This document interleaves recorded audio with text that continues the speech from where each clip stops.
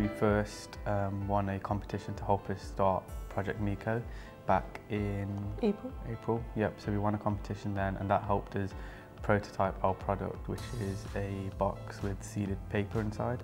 You know, you get to write down all of the trauma or anxiety or stress that you're feeling. You write it down, plant it and let it go, turning it into something beautiful really.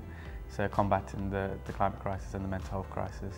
The Derby Can Commission was behind the scenes of why Project Miko came to be. The film is there to challenge perceptions of societal, generational and cultural expectations, and those expectations of mental health and the expectations of success. And so this film explores and breaks that down really to explore what things could be and what things are at the moment. We went to that creative networking event, which is part of Derby Can. That was really cool. Went to a lot of events and also met a lot of new people through Derby Can and the kind of network it has. And there's always people just kind of like offering their advice and as much as they can give.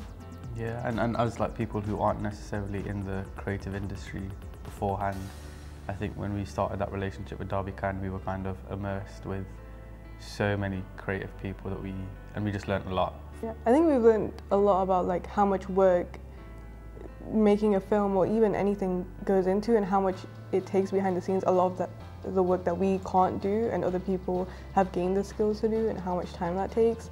Like with editing, collaborating, there are so many steps that we just didn't know about. The film was a kind of docu-film. Follows like a mental health story of a Pakistani young man as he kind of goes along his crazy career and kind of fights his mental health battles in silence.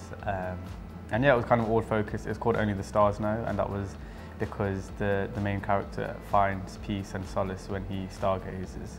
When the premiere happened, it was just really beautiful to see how many people showed up and how visibly people connected to the film. And then just watching the bloopers on the screen, I think, was one of my favourite parts, really. Yeah, I think I've been surprised about how much people have been like moved by it. Not that I wasn't moved by it, it's just like, I feel like because it was about you and about us, seeing that also being reflected by other people, I feel like, I don't know why I was surprised, but I was just really surprised by it, that we could express it to them as well. In the theatre when the film ended and you just saw like people crying and it was just like really intense, so it was really overwhelming really. But yeah, I think I was quite surprised. I think I didn't really give myself time to think about what the response would be just in all of the chaos. So.